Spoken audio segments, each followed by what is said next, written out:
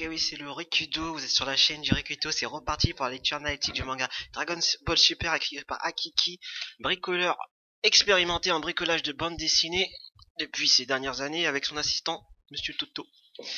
Assistant en alternance CAP bricolage. Comme d'habitude, un système d'exclamation, faites vitesse x2 si vous voulez pas lire l'histoire. Arrive à réglementation vitesse normale, après euro vitesse x2. Et puis voilà, on va commencer. Hein. Je pense que j'ai quelque chose d'autre à dire. Bon, on va commencer. Hein. Moi j'avais quelque chose à dire, mais j'ai oublié.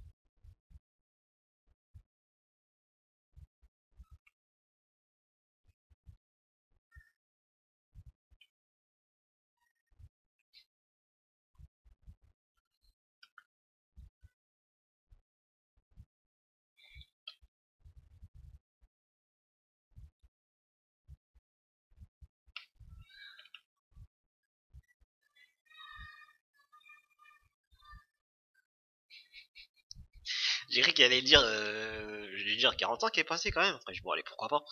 Vu que les scènes visent lentement, mais quand même. Après, pourquoi pas. Il y a 40 ans, il y a un scène qui nous a sauvé. J'ai cru qu'il a dit c'est Sangoku qui a sauvé la planète Namek. Lui, c'était un Namek qui était de la planète de Sangoku. La planète de, c'était la planète des Namek où il y avait Sangoku à sauver. Il a reconnu Sangoku. C'était ça, c'était le plus logique, c'était le plus cohérent. Et quand je l'ai vu arriver, je dis, ah, c'est pas mal le truc. Bon, il a un peu mal fait, mais c'était pas mal quand même. Non, en fait, c'est Bardock. Bardak, chez le. Voilà, bref, c'est pareil.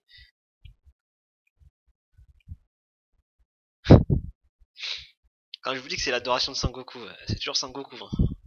Bardock, c'est la même tête que Sangoku, j'avais oublié de le citer. Parmi les personnages qui lui ressemblent. Je savais que j'en ai oublié, j'en suis sûr, j'en ai oublié au moins 5, tellement il y en a beaucoup. Le père de Sangoku, là, je sais pas, en fait, il y a aussi quelque chose qu'il faut se dire, c'est que le père de Sangoku, c'est un méchant. Et il est pas gentil. Il y a que Sangoku qui réellement qui est gentil parce qu'il a grandi sur Terre, mais ils aiment bien rendre gentil tout le monde, alors que non, le père de Sangoku, il est aussi méchant que Vegeta, qu'un père de Vegeta, et c'est tout, voilà, c'est qu'un père de Broly. C'est un Saiyan pur et ils aiment bien rendre gentil tout le monde en fait. Mais ce qui est bien ce qui aurait été bien, c'est que, enfin, déjà, ils n'auraient pas à faire ça déjà. C'est que, bon, déjà quand t'entends qu'il a sauvé la planète Namek, on va voir. Je vais rien dire parce que je sais pas ce qui s'est passé exactement, mais les connaissants, ils vont bien tourner la tournure, comme quoi, le père de Son Goku, c'est un gentil. De toute façon, on va voir. Je vais pas parler trop vite.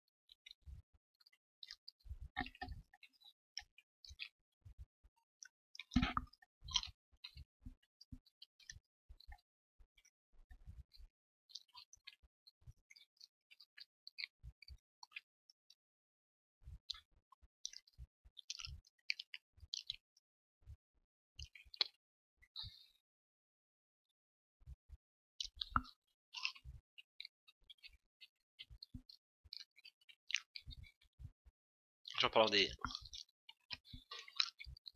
Saiyans, il y avait une théorie pour la raison pour laquelle ils se transformaient pas en Super Saiyan.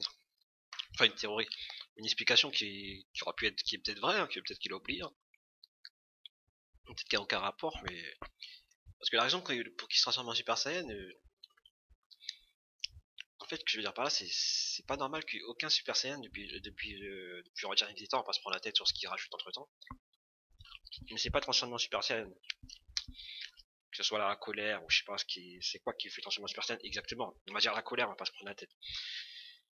C'est quelque chose dans les dérivés. Vous allez me dire que de tous les Saiyans qu'il y a eu depuis la nuit des temps, il y en a aucun qui a eu l'état émotionnel de Son Goku pour se faire transformer en Super Saiyan. Ça, j'y crois pas. Donc pour moi, la seule explication logique, et je trouve ça très logique même s'ils ont tourné ça comme ça, c'est que la raison que aucun Saiyan ne s'est transformé en Super Saiyan à part Son Goku est due au fait qu'ils avaient en fait une queue. Pour moi, c'est la queue qui les empêche de se transformer en Super Saiyan. Mais quand tu leur arraches leur queue, ils peuvent se transformer en Super Saiyan. Vous voyez ce que je veux dire? Ce que je veux dire par là, c'est que c'est quand Son Goku, en général, qui a pas de queue, sinon tous les Saiyans, ils avaient une queue. C'est sa culture qui est sur Terre qui lui a fait qu'on lui a coupé sa queue comme il était pas normal. Comme s'il n'y avait pas des gens bizarres sur Terre avec des ours, tout ça. Enfin bref. Des mecs qui ont 3 yeux, qui ont pas de nez. Enfin bref. Pour moi, une explication logique, c'est que le fait qu'il ait pu se transformer en Super Saiyan, c'est le fait qu'il avait plus de queue. Et de même pour Vegeta et autres.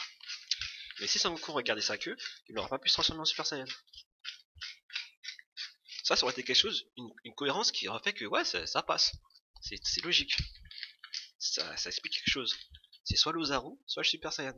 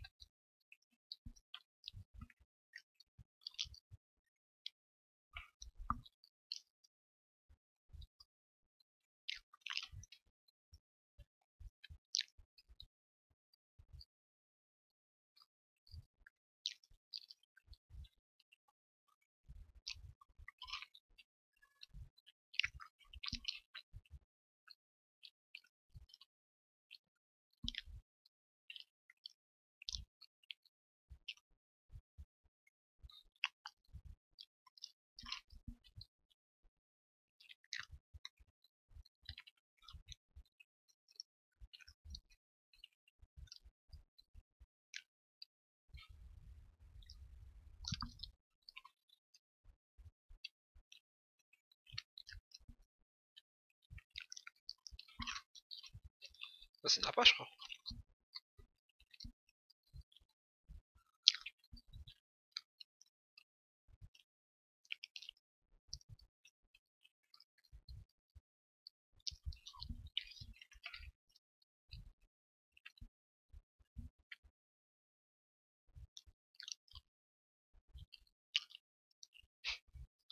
Trop stylé.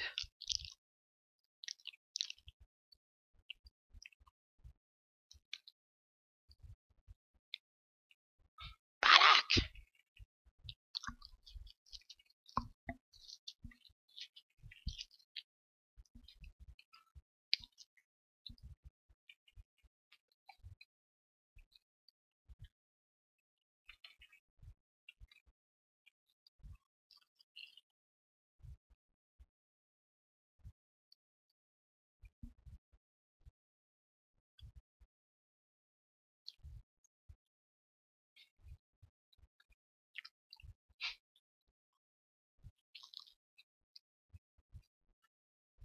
Ah bah non, ça peut pas être n'importe. Je sais pas, l'appart est vieux quand même.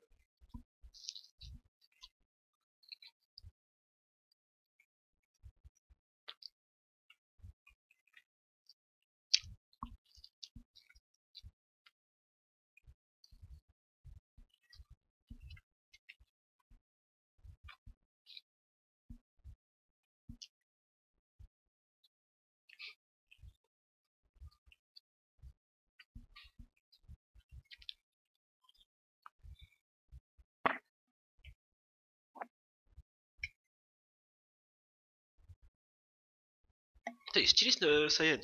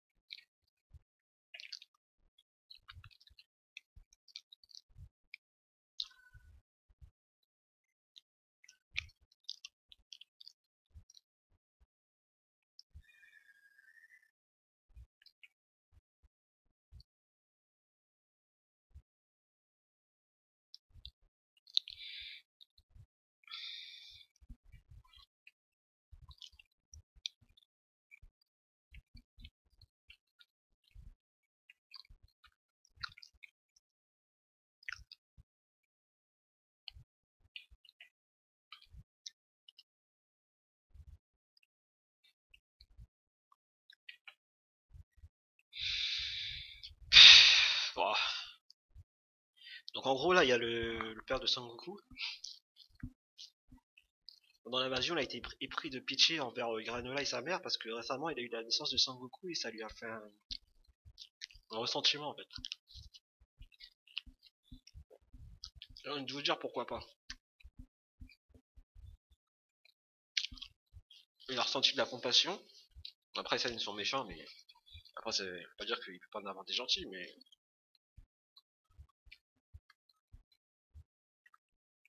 je sais pas, la façon dont c'est fait, c'est un peu trop facile en fait. Bah, je sais pas, ça manque d'émotion, je sais pas. Ils ont fait un peu la va-vite.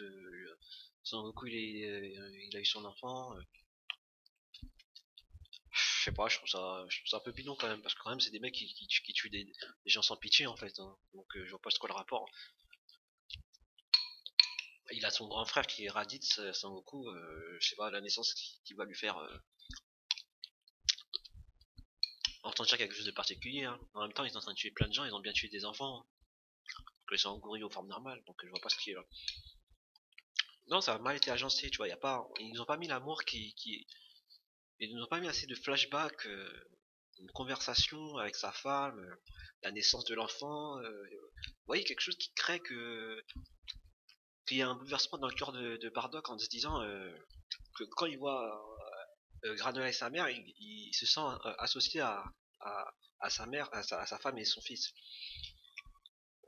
Ils ne font pas ressentir la chose qui fait que cette situation est attachante et compréhensible. Parce que là, concrètement, désolé, mais tu tues des gens, tu tues des enfants, des planètes depuis toujours. Hein, que t'aies un enfant, t'avais déjà un enfant avant, mais c'est pas ça qui a changé.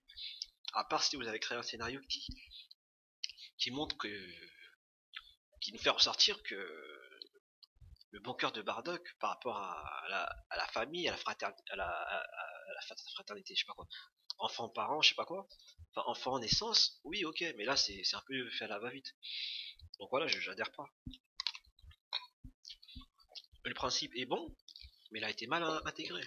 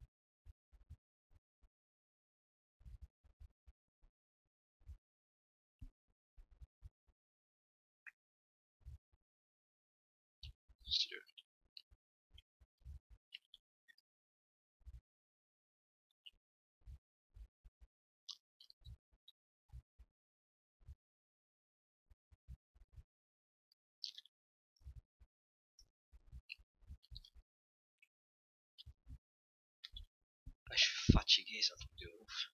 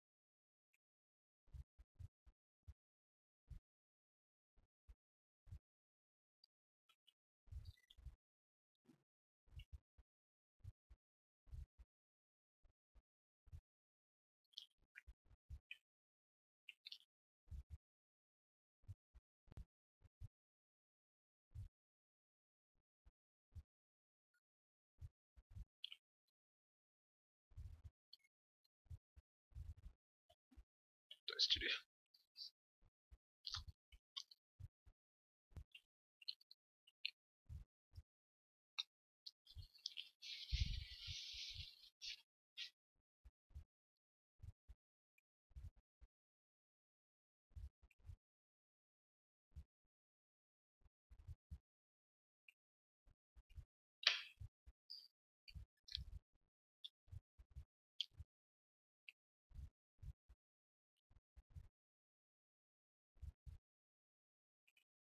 Il va s'en sortir lui.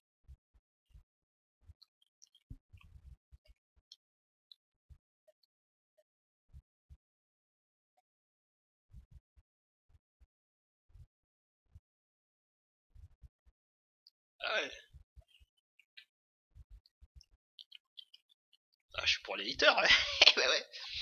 Sinon, y a pas d'histoire.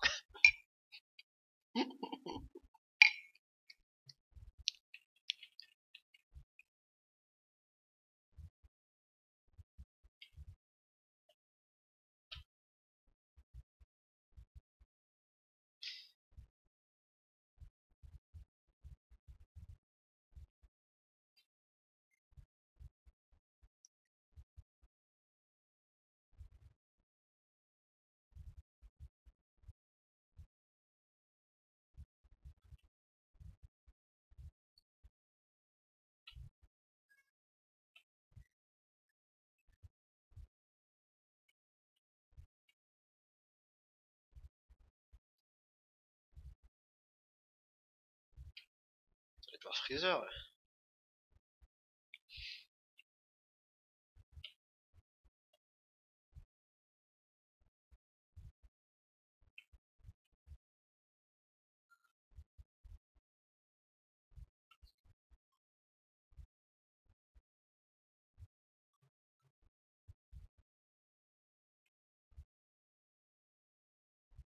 Parce qu'il raconte encore.